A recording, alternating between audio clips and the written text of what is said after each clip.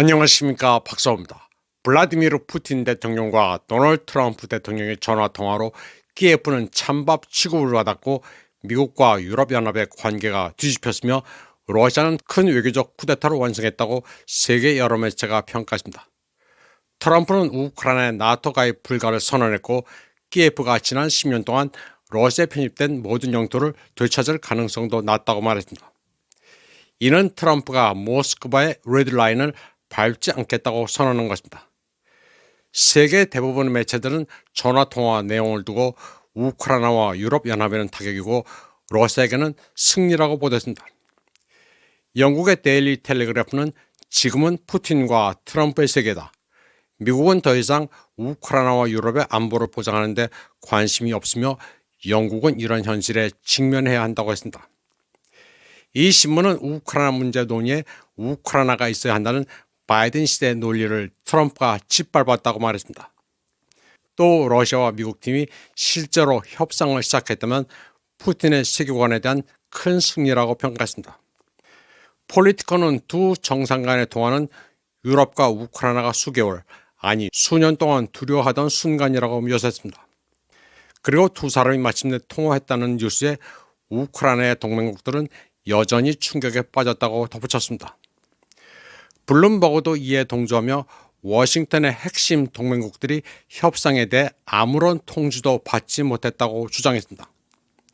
블룸버그는 키예프를 지지하는 한 소식통령의 전화통화를 더 셀아웃, 배신에 팔아먹은 것이라 부르며 회담이 본격적으로 시작되기도 전에 트럼프가 푸틴의 핵심 요구에 굴복했다고 주장했습니다. CNN은 재개된 두 정상의 교섭을 침공 이후 푸틴에게 가장 좋은 날이라고 불렀습니다. 그리고 이 전화통화가 미국과 유럽의 관계가 다시는 예전과 같지 않을 것임을 시사하는 분수령이었다고 평가했습니다. CNN은 트럼프가 푸틴으로부터 양보를 이끌어내는 데 사용할 수 있는 우크라이나의 협상 칩을 박탈했다고 주장했습니다. 그리고 트럼프 대통령은 러시아를 포함한 강대국이 팽창주의를 행사할 권리가 있다고 믿는 것 같다고 비판했습니다. 워싱턴 포스트는 전화통화가 푸틴에게 돌파구였으며 서방 지도자들로부터 거의 3년간 고립된 상황을 종식시켰다고 말했습니다.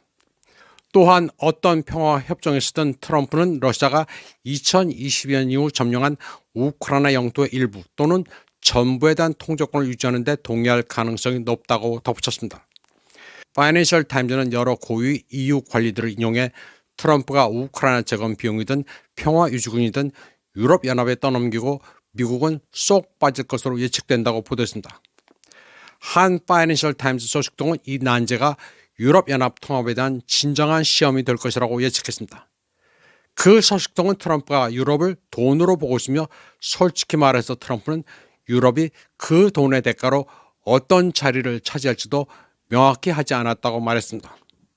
드미트리 메드베제프는 러시아와 미국의 대통령이 마침내 대화를 나눴는데 이는 그 자체로 매우 중요하다고 평가했습니다. 그는 러시아를 처벌하고 모욕하기 위해 모든 고위급 접촉을 끊었던 바이든 행정부는 심각한 실수를 저질렀다고 말했습니다.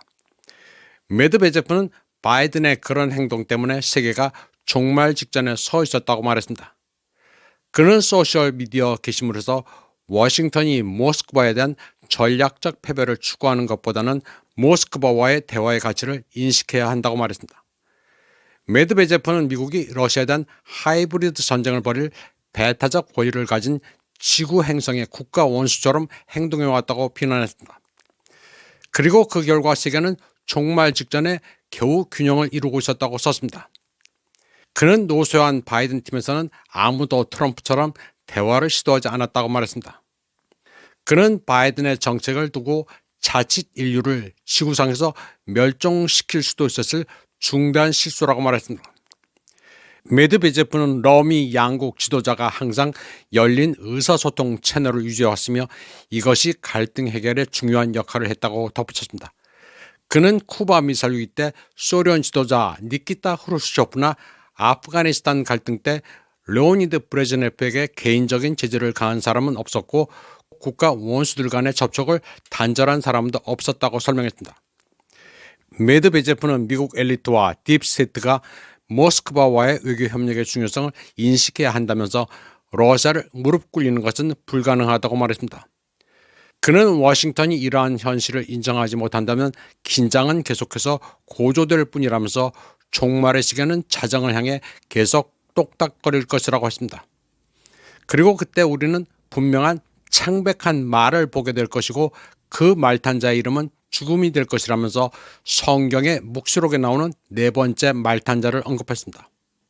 한편 러시아 신문 꼬메르산트는 성급하게 결론을 내리지 말라고 경고하면서 전화 통화의 주요 요점은 향후 회담이 우크라이나 갈등에 관한 것뿐만 아니라 그 근본 원인을 제거하는 것에 관한 것이라고 강조했습니다.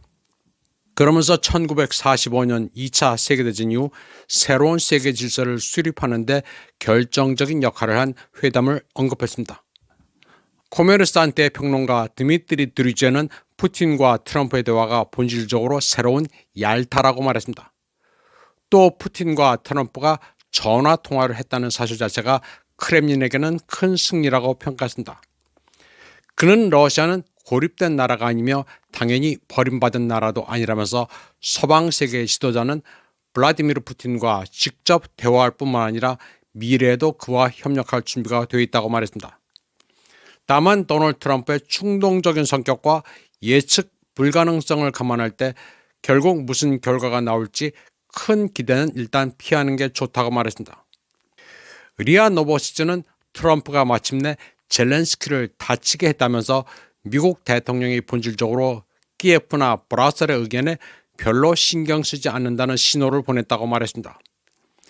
또 발표된 형식도 젤렌스키에게는 무자비했다고 평가했습니다. 트럼프는 푸틴과 공통점을 찾았다면서 젤렌스키에게는 내용을 일방적으로 통보만 했을 뿐이라고 리아 노보시즈는 전했습니다. 리아 노보시즈는 트럼프가 우크라이나에 대해 분명 다른 태도를 가지고 있다고 했습니다. 그리고 바이든의 미국은 생사의 문제인 것처럼 마약 중독자에게 무기와 돈을 3년이나 복용시킨 결과 그 나라는 주권의 잔재를 잃었다고 말했습니다. 다시 말해 스스로 결정을 내릴 수 있는 능력도 상실했고 서구의 재정적 지원 없이는 존재할 수 없게 됐다고 했습니다. 그러면서 더 이상 사람, 자원을 회복할 기회가 없는 우크라이나는 흥정을 할 자격도 없다고 했습니다. 리아 노보시즈는 강자가 가격을 정한다는 게 트럼프의 규칙이라고 말했습니다. 그리고 미국의 집권당 변화는 과거 정권이 한 짓을 무효화하는 구실이 된다고 했습니다. 바이든이 과거에 무엇을 약속했든 트럼프로서는 그것은 내가 한 게 아니라고 부정해버리면 그만입니다. 지금 바이든을 따라 러시아와 대리전을 벌였던 우크라이나와 유럽 국가들은 낭패입니다. 협상에 참여할 자격도 없고 몇 년 동안 헌일을 한 것입니다. 바이든 편을 들어 키예프를 지원한 나라는 모두 트럼프에게 찍혔다고 봐야 합니다.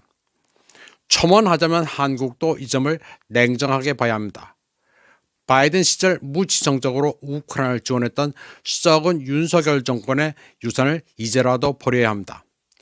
그리고 윤석열이 네오나치 젤렌스키를 지원해 뭘 얻었는지도 철저히 추궁해야 합니다.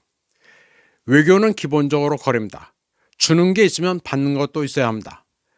지금 윤석열 탄핵 여부 때문에 모든 뉴스가 묻히고 있는데 외교 안보 부문에서도 따져볼 문제가 한두 가지가 아닙니다. 이번 방송은 여기까지 하겠습니다. 시청해주신 여러분 감사합니다.